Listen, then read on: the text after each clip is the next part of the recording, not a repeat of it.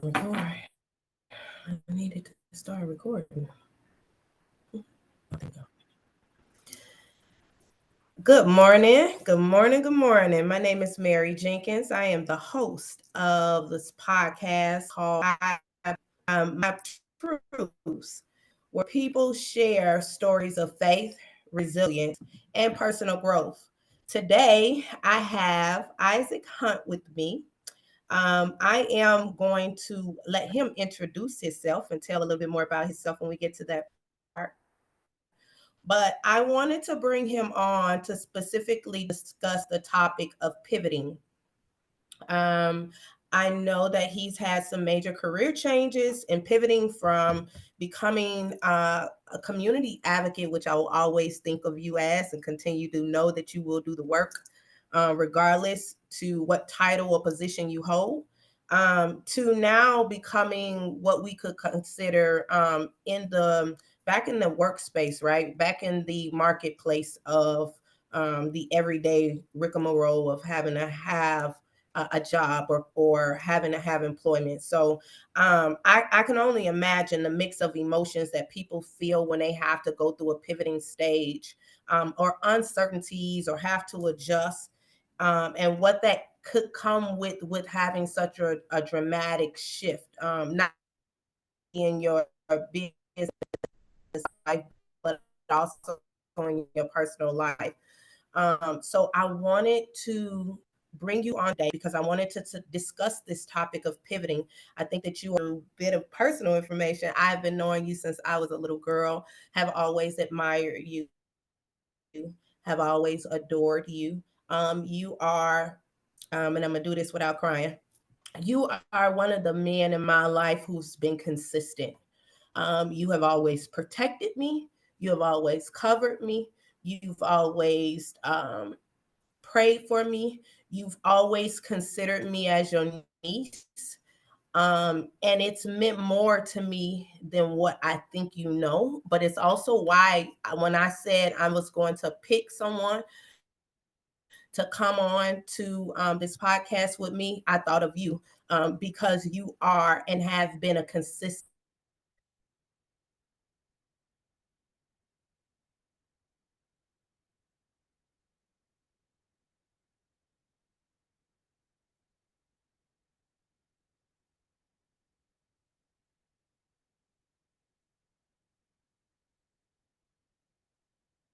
for me in my life and what you into my life. I felt that it was important form that God has given me.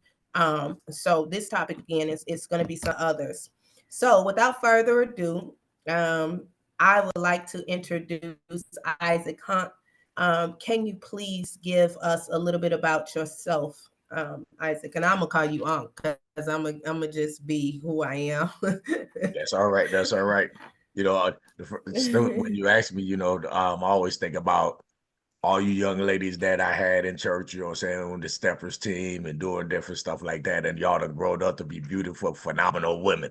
And I'm so, so proud. Oh, Yeah. So though that's the first thing that comes to mind. And, I'm just, a brother that, was born in Chicago, was brought to South Bend with my mother when her and my father broke up. And was raised with seven brothers and sisters, and was poor, and eating sugar sandwiches and mayonnaise sandwiches and stuff like that, and yeah, wanting to be a firefighter and stuff like that, but living in an environment of poverty, and yeah, seeing my mother struggle and have to work at car washes and nursing homes and changes people's diapers and all that type of stuff. And the struggle that we had, I remember one time we had 50 chickens, live chickens, in our basement on the southeast side of South Bend because we wow, had so many kids, you know what I'm saying? My mother was feeding, and everything was homemade, at that time. But it was a sense of community too. You know, yeah, my father was a deacon in the church. My mother taught Sunday school. She worked at the community center, Charles, which was South Park at that time, which is now Charles Black here in South Bend. She did movie mm-hmm. nights for kids, all that type of stuff. So we was brought up in the understanding that I am my brother's keeper, and Yeah, you treat people the way you want to be treated. And Yeah. loyalty and honesty and genuineness is not all, everybody don't always have it, but we must Yeah. carry it, you know. So Yes. that's just my upbringing, you know, playing basketball, going to high school, graduating. Yeah. So recently, so I want to first say yes, and I'm grateful to have gleaned from that background, growing up as a child, to have experienced that type of upbringing of community, of even not having the most, but still having everything that we needed in order to become successful citizens, in order to become um, and give back to now the community that raised us. Yes. So that's, I think, is a perfect segue into what we're going to be discussing in our topic on Pivot today. Tell me a little bit about your work in South Bend, which is also my hometown and where I grew up, and I also still serve right now as the executive director for a nonprofit organization. So tell me what makes, or how did you get into the community work of South Bend? So it always started with, it started when I was a youngster, where my mother always told me, if, for instance, one time we got pulled over by the police, and as soon as I got home, I told my mother, I said, we got pulled over. She said, did you get their name and badge number? And I'm like, what Mm, I'm getting their name and badge number for? She said, they mm, ain't do you right. You go file a complaint. I said, I don't want them messing with me no more. And she was like, they'll stop messing when you file a complaint. So you got to mm. stand up for yourself. So Wow. this is when it all Okay. started in my life, as far as community, understanding who I am, where we at, and what we do. Understanding being in poverty. You know what I'm saying? Yeah. And seeing my friends that go to Marquette School, and they got the new games and the new tennis shoes, and I'm wearing, we at this time called Bismarck Franklin store, which was a Yeah. Family Dollar pretty much, you know. Yeah. And they, Yeah. and I'm looking at the difference, and and I go to their house and I see they not renting, they own, and they got swimming Mm, pools in their backyard. And here I am, I got to try to find a tub if I could get it, if I want to go swimming. So that concept started wow. at a young age. But what really got me involved in the community was when my sons were going to school. And I got a note that one of my sons was acting up. And I went to the Mm, school to go. All I want to do is just look in the window. I don't need to talk to no teachers, to him or nothing. I just want him to see my face, that I'm a black. His daddy is up in this building. And when I got there, they mm-hmm. told me I had to make an appointment. And Okay. I told them, I said, you got a black male in a public school coming to check on his children to make sure that they doing their homework and minding their business and stuff and getting their grades. And you tell me I got Mm, to make an appointment. From mm, that moment on, I said, you know what? I can't fight them because this is their system. So I said, I'm gonna create right. my own.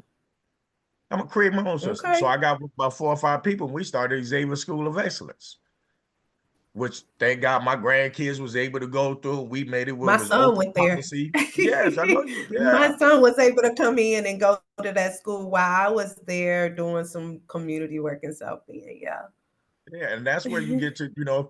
I don't look at, when there's a problem. I look for a solution. I see the Yeah. problem, but how can I fix it? And How I can I try to fix it? find the best people that I know, or somebody who could suggest that can help me accomplish that mission. And that's how I really got started, because of not being able to check on my son in a public school. Right. Right. And so you've been in a very vast in our community. And I say "are" regardless to where I may live. South Bend is always home for me. My great grandfather laid some of those bricks on the street on Washington Street. So when I say South Bend is home, and literally our roots are in South Bend.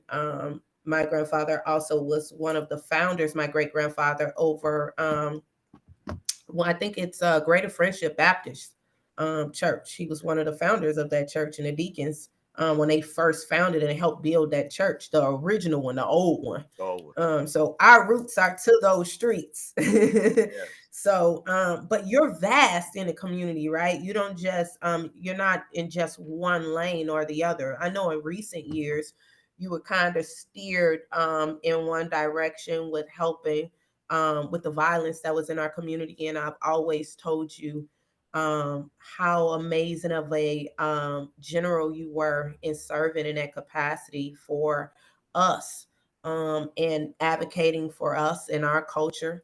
Um, and so tell me a little bit about that without going into too much detail. Tell me a little bit about that part of your assignment or the mission that you were called to.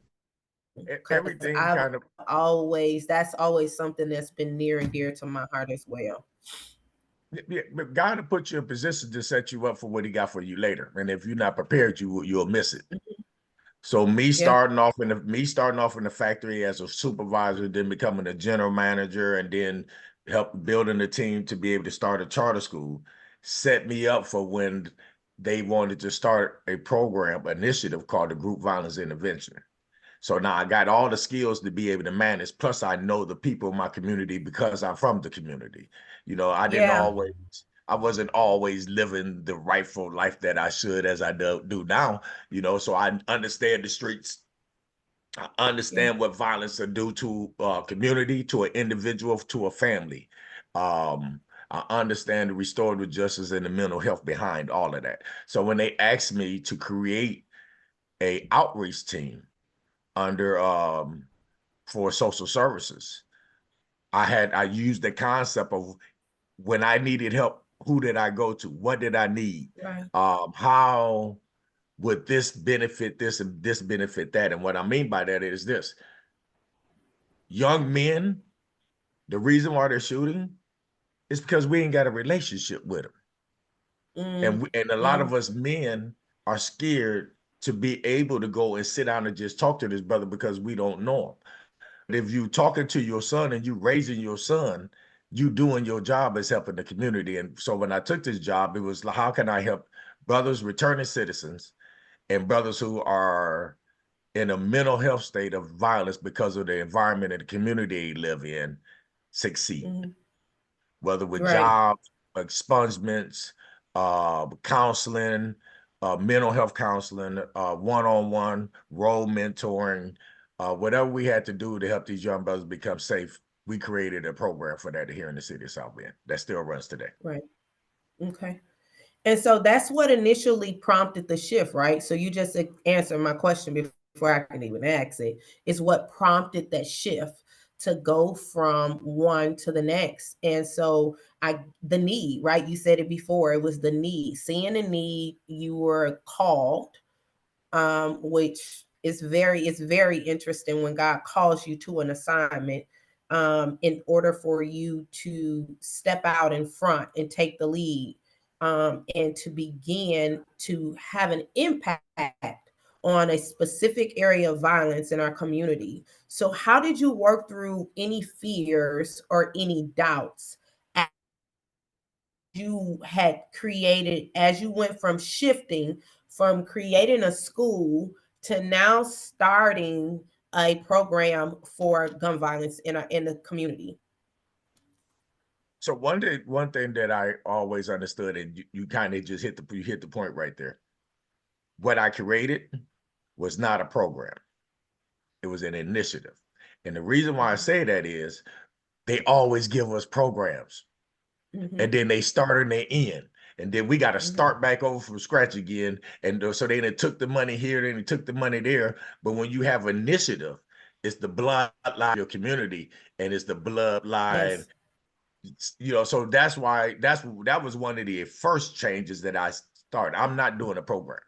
Um, my job was to I seen brothers who and talked to young brothers who their father wasn't around, their mother struggling, They going to school, people not understanding them. They've been up all night and now they got to turn around and then try to study in school. They really want to do right. But the role models and the people that they're hanging around got sucked into an environment that they can't get out of, that they really want to get out of. But they don't Yeah. have the tools to be able to do it. Yeah. So I offer myself as the opportunity, if I got the tools in my belt, you know what I'm saying, you could take some out of mine to be able to help build yours. And one teach one, help one. That, and I, Yeah. I'm part of the 100 Black Men, and our motto is what they see is what they be, you know. And so it's just seeing. That's So I rich. Wait, say that again. I know that's so rich because I've always had the philosophy and the idea of and I heard TD Jake say this before, that you can teach what you know, but you can only reproduce what you are. So that's when it. you say what they see is what they be, it's like, whoa, I hope y'all catching these jewels and these nuggets, because that's rich. That's So, so rich. think so think about it, man. When we was going to church and y'all was kids, I made sure I role model to each one of you young ladies what kind of man you should have. Yes. I made sure that everything was genuine with you young ladies. You know what I'm saying? I made sure I set a standard of what you think a man should be. You know what I'm saying? How he should carry and how he should treat you. When y'all Yes. came around, I'll open up the door for y'all. I Yes, praise you y'all. did. You're beautiful today, Queen. And that's Yes, what you we're did. supposed to do for each other. Yeah. And I've learned throughout the course of my life now, and working in different fields, that sometimes what we value, we expect other people to value the same thing. So we put Yeah. an expectation on people that's not them. Yeah. And True. so through So and true. yeah, and so through working through this initiative and building the programs, what I had to do, and I had to say, what is these young men and young women's barriers? And who can fix the barriers? So I wrote the barriers down, and then I wrote the organizations that can help me fix these barriers. And I went to the Yeah. individuals, and I just told them it's beneficial for violence to come down in this community, and for young men to be get welding license, CDL license, truck GEDs, and all this. They taxpayer citizens. It's gonna help your bottom line in the end. Yeah. So it's a win-win for the whole community. And surprisingly, over in the very beginning, 32 organizations said we'll do it. And I told them there is no money. We're doing this because this is the right thing to do. And that's how we got Mhm. started. People And needed man, help. and that Yeah. Go ahead. you did that. I was just gonna say that's what I've known about you. That's what I've always known about you since I was a little girl. Um, you will be honest. You will tell them this is what we're doing and this is how we're doing it and this is how. There is no if it's a lie, you're gonna call it a lie. You're not gonna sugarcoat it, you're not gonna make it sweet for them. You're gonna just be who you have been called to be in yourself. Like, be authentic. And that's a big deal, and that's always been something that I have admired and adored about you as well. So yeah, when it came down to housing program, I know, I got the resume. I just wanted you to be able to tell it. Housing programs and getting high school diplomas for people who are getting out of jail or been through jail, and different programs to make sure that they can, you try to plug in to get their records expunged. Yeah, I know the resume uh of where you went to organizations and said we don't have any money, but it's the right thing to do to get these citizens back integrated into our community. It works for everyone if we do the right thing versus creating division in the community. um you were more so always that, like I said, that safe place, that center. And I think a lot of our community feels the same way about you. I don't think that it's that I'm the only one that feels this way. So my next question would be, how is this career shift, how is this career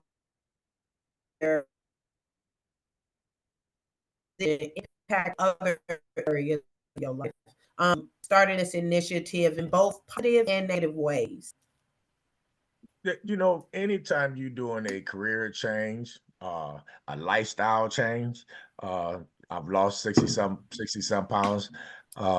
Anything that change that you are embarking upon is a challenge. And not a challenge physically, but it's a challenge mentally. And it's Okay. almost you having to get out your own way because you're so used to doing the same thing day after day, day after day.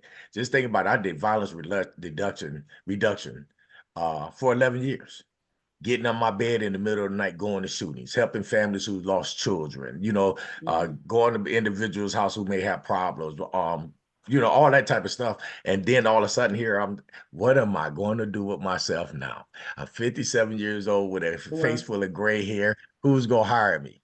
And what do I want to do with myself? Do I want to work for myself, or do I want to work for somebody else? You know, uh, and if you don't control that emotion, if you don't see, the Bible say, write the vision and make it plain. And if you don't have your vision written on a piece of paper, you will fail every time. And this is where a lot of people who go through a career change are making a pivot, of a significant pivot in their life. And I kind of went through it for a small second myself doing this pivot right here, because Yeah.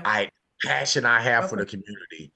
Um, two of the things I'm really proud of is the expungement program. Judge Gamage and I, and we was able to do over 14,000 expungements for people in our city. Now they can get full-time Yes. jobs, you know, giving back over 10,000 people with driver's license backs in the course of a year. And you can see the difference in people that they can go to work. Um, so that pivot and not being able to be in the community, to be the change agent, you know what I'm saying, is a heck of a pivot. And then you start wondering, did I do something wrong? God, what's going on? But then God always got a plan. So we So got let me interject for one moment, because I want the people that are going to hear this and the viewers that are going to view this to kind of get a clear understanding, that you started an initiative, that you're no longer affiliated with or working with in the community currently. correct, So that is where we start speaking about the pivot or the change, that you've had to make in regards to your career transitioning and the impact that it's having on your life then and currently. Um, correct, so you were trying to figure out, as you and the initiative that you started part ways, how you were going to pivot into the next assignment or transition in your life. correct. And so I do have a question, because I think it's interesting, and we talk real and canon, and that's just how our relationship is. But I heard you make a comment what prompted something in me. And you said, I did this for 11 years. And now, what am I going to do? Do you think that at any point in the 11 years of you doing what you were doing for the community, that your identity somehow became entangled and entwined in what you were doing, and now this was no longer initiative, but it had become a part of your identity? Most definitely. And most men, well, most people, when you ask Mm-hmm. somebody who you are, they always equate themselves with the work that they do when you really think about Mm-hmm. it, right? Because that's how Mm-hmm. we do it. We equate ourselves with either work or activity. When you ask somebody, who are you? They don't say, I'm a husband, father first. Most of the time they Mm-hmm. say, I work at such and such, or I do this, or, I'm play basketball for Notre Dame or something like that. And so my whole identity of who I was, because this was my initiative. I created SAVE. SAVE stands for Stand Against Violence Every Day. I'm the founder of it. And it was built for the community. It was the community's program, our community's initiative. They owned it. They Yeah. determined what we did and what we did not do based on the need. Okay. And it was almost, let me put it this way. I helped a lot of African American people that's in leadership get into position in this city because that's what we need. You know, Right. as African Americans, I was working on we need a Black agenda. What is our plan for our city? Why are we not holding the people that we're in place accountable for the things that our kids are going through? Why are we not holding the Yeah. school corporation accountable because they don't have safety measures so our kids can't have guns in the school, that they're not smoking weed in school, that they can walk safely back and forth from our school buildings without having to be harassed. And so when you get into these positions, your passion for this initiative that you want done bleeds into you who you are. And sometimes you forget who you are and you start thinking that this is who I am, and that's not really who you are. It's just a part of you. So it takes a Right. big change to really understand that. And sometimes you got to go through it. Um, and when it's your own people kind of letting you know what I'm saying? Sometimes it hurts, but iron sharpen iron. Yeah. And it works out. Yeah. Yeah. And sometimes I think that sometimes we kind of hold on to stuff longer than what God wants us to. Come on. Being the founder of an organization that has such an impact on the community, sometimes he just needs you to do what he told you to do, and now he got something else for you to do. But Because that thing Moses is couldn't get in. secure. Moses That couldn't get thing in. is gonna go on. Moses couldn't get in. He took the people around how many times? But he led them in the right direction. But when it came time for him to be able to take the people Yes. in, God said, "No, you're not gonna be able to go in, but you did the work that I asked you to do." And we have to understand. Sometimes we start programs. It may not be for us to end the program. Apostles go Right. and they build churches all over. They don't stay and teach at the church, right? I call myself a great apostle. So I'm building and I'm helping my people, Yes. you know, Yes. and I'm gonna be and we're candid conversation. White people don't like that. White people don't like when you got a strong Black man that will sit up with the mayor and council and Congress and different stuff and tell them the truth about what they're doing. But then at the same time, how do you garner the support of the African Americans to stand with you when they won't even go vote, Right. but they Right. won't change? Well, see, I gotta speak to that because I need people to understand that's going to hear it is. You're not just so community of South Bend that you stay in our community. The one of the things that I love about you is you have been to our capital. You go to DC often and Yeah. speak on our behalf as a community to be able to stand up and say the things that some of us have been afraid to say. A lot of people would not go and stand toe to toe with with with the individuals who are oppressing and suppressing the African American community. And I've always, again, said, and I can say it a million times, thank you. Thank you that it wasn't just so community of 102,000 people that you let it stop there. So if I can, because you know how I do with you, I always have to speak words of encouragement to you.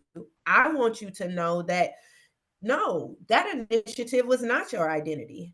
You have been going to Washington outside of our community to fight for that community. And I'm asking that you will continue to do the work that you've been doing, regardless to if you're with that initiative or you start another one.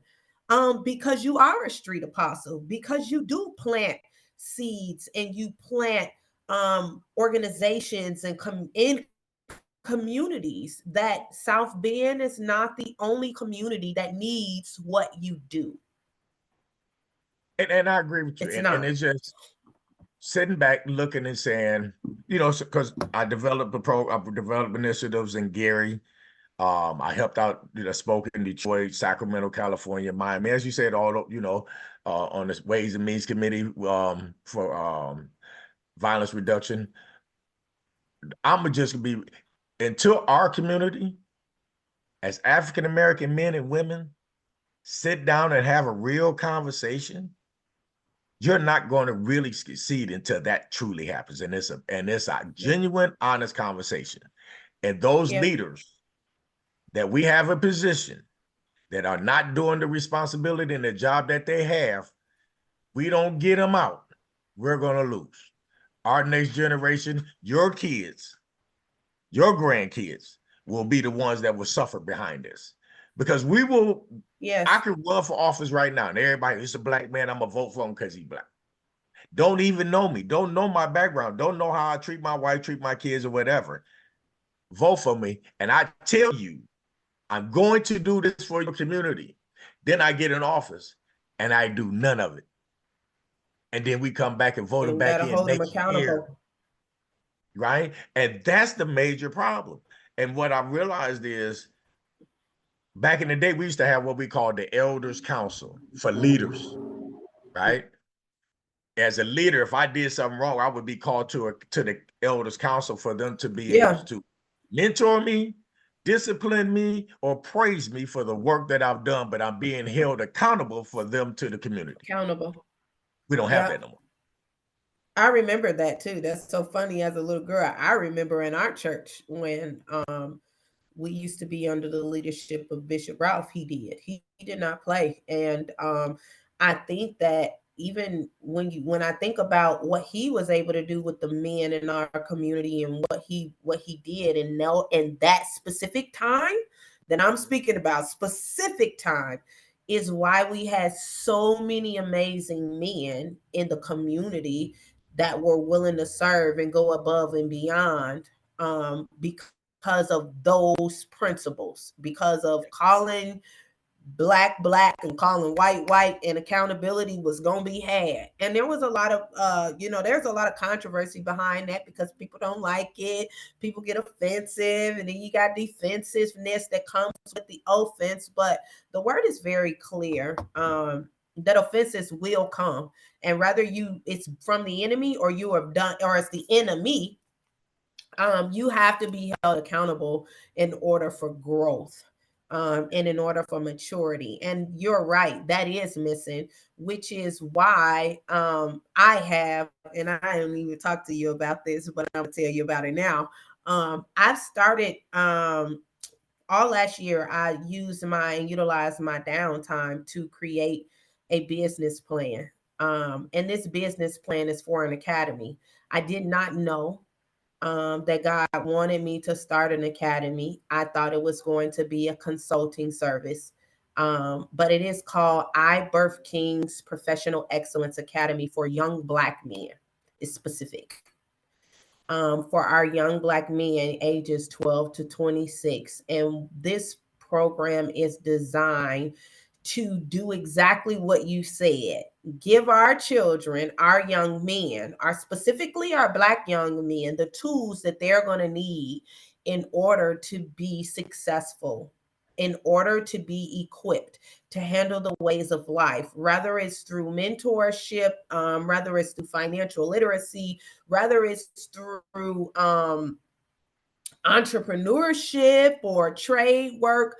I have created this program based off of my experience as an entrepreneur for the last 10 years, as well as I have two Black kings that I've birthed, my sons. I have one that is 18 and one that's 3.5.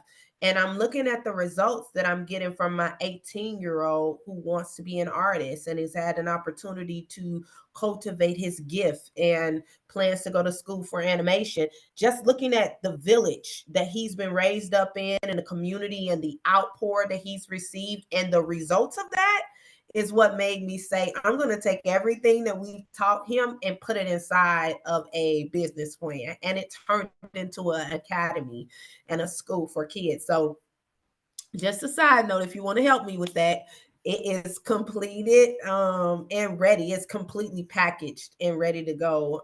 When I say packaged, I mean down to the bank account. We ready.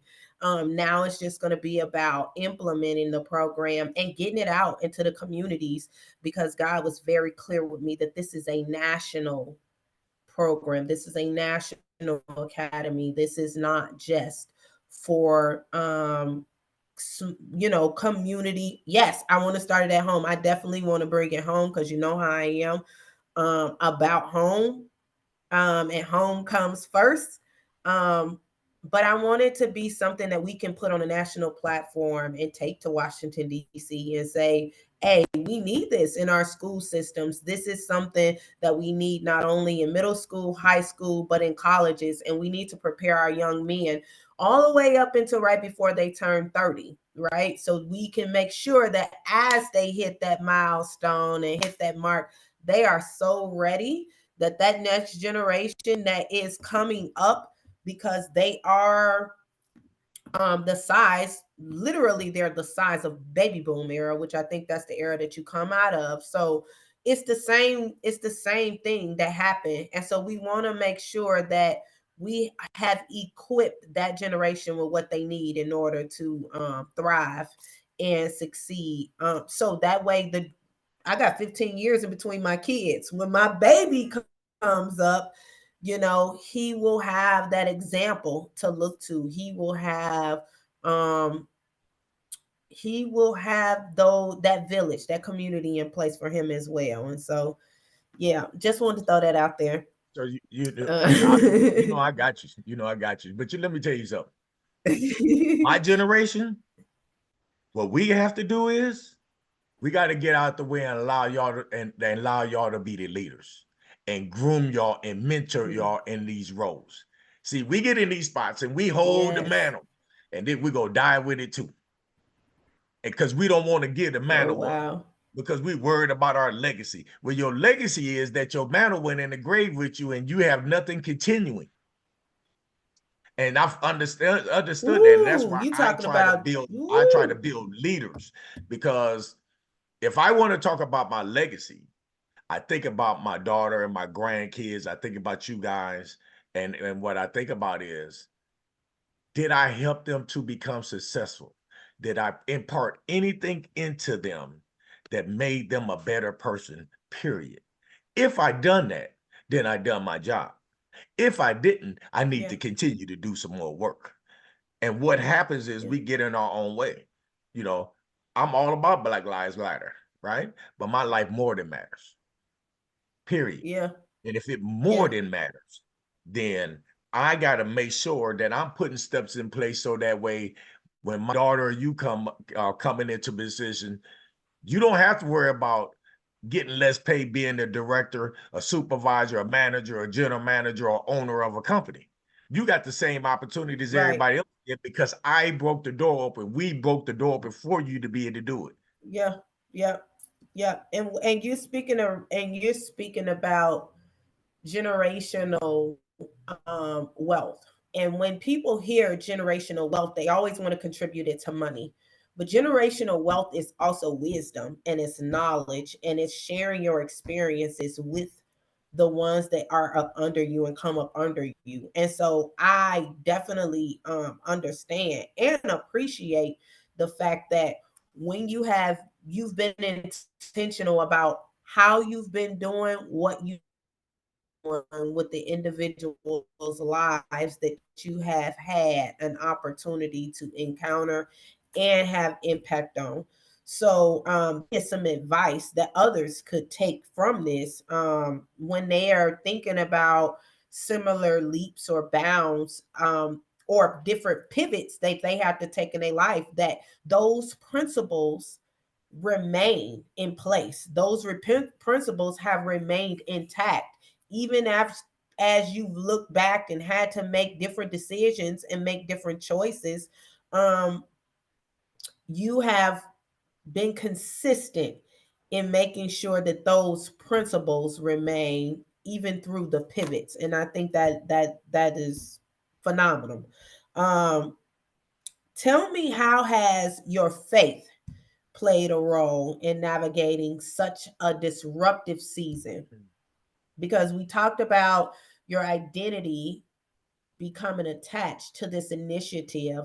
And then I heard you mention, and then you can correct me if I'm wrong, you losing weight.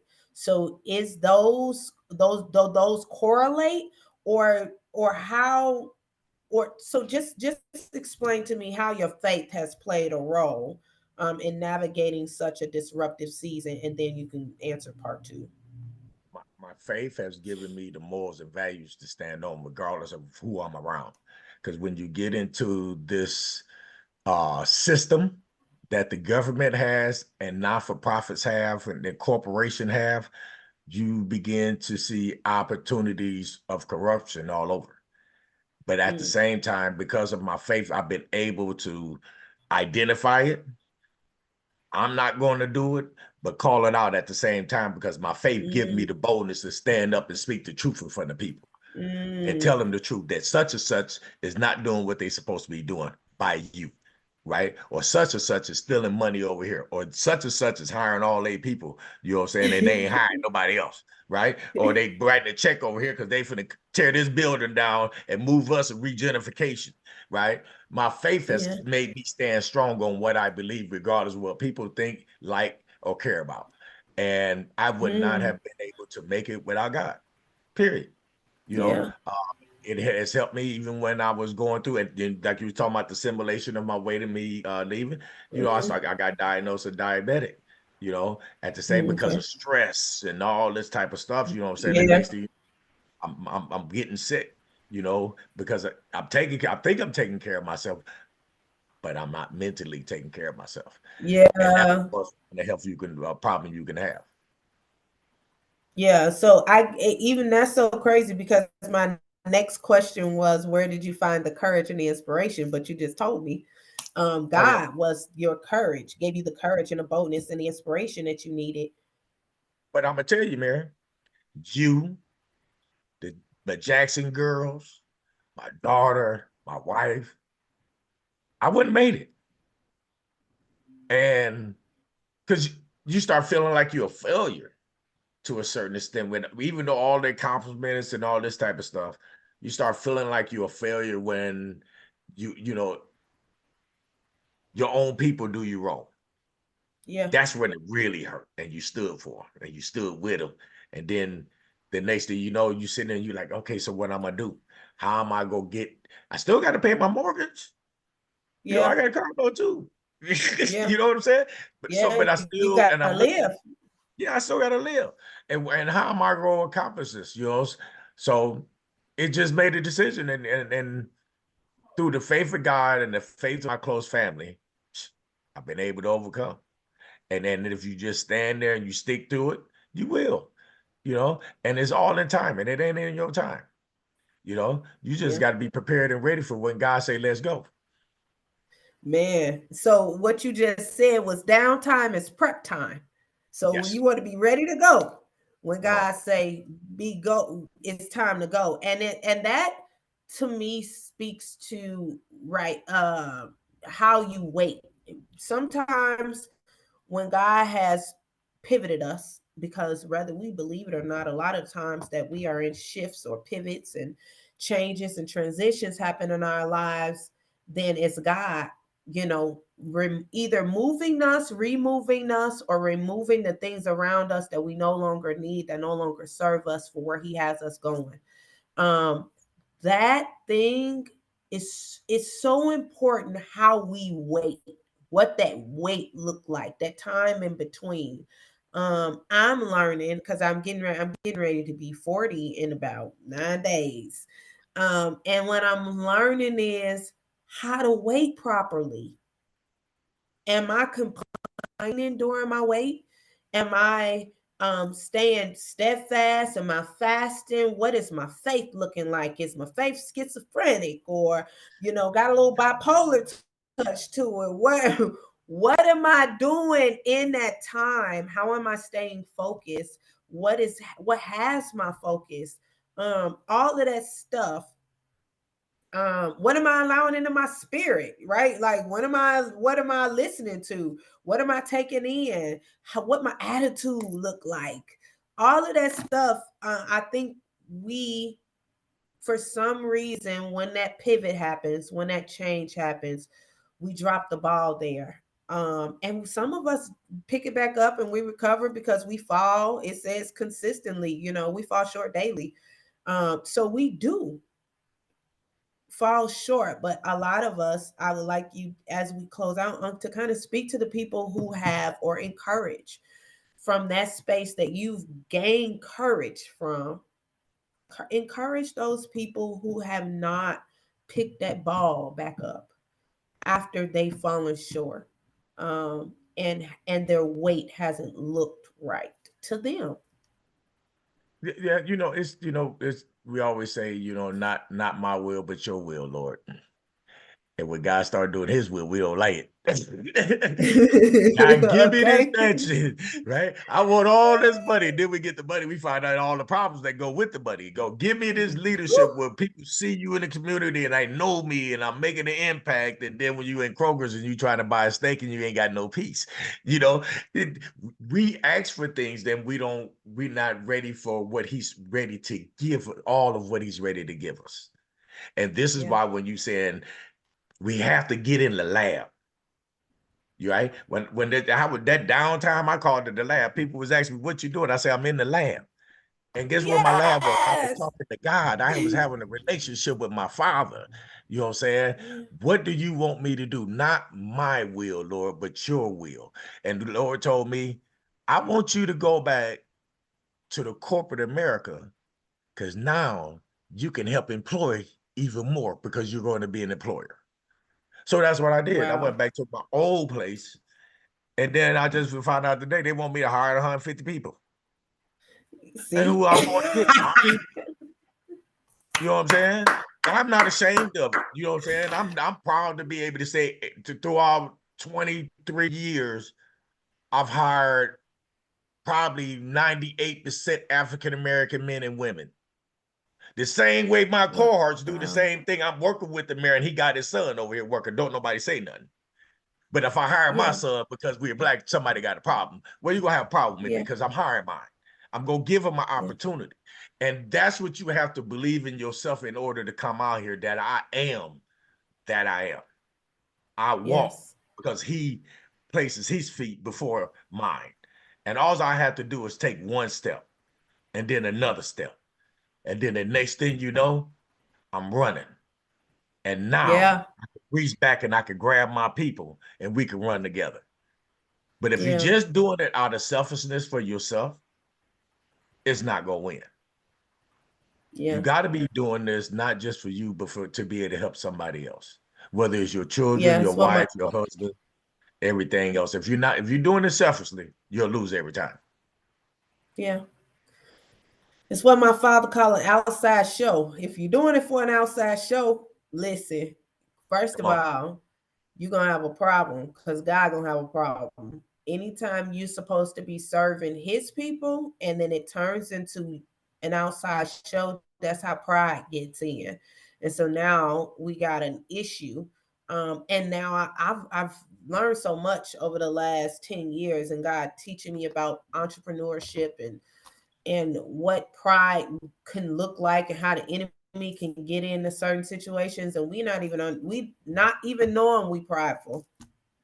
But we've allowed that enemy to get in through means and ways of identity and independence from God and some sources and senses of entitlement.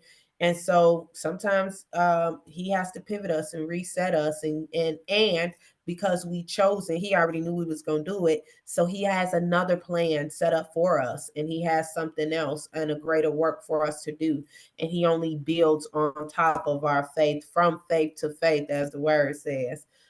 So I just want to say thank you, for all that you do. Thank you for how you serve. Thank you for serving with a spirit of humility.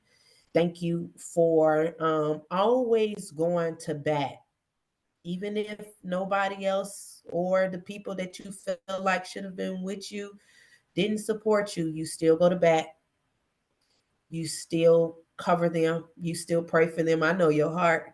You may vent, but at the same time, your heart is good. And so I want to say thank you.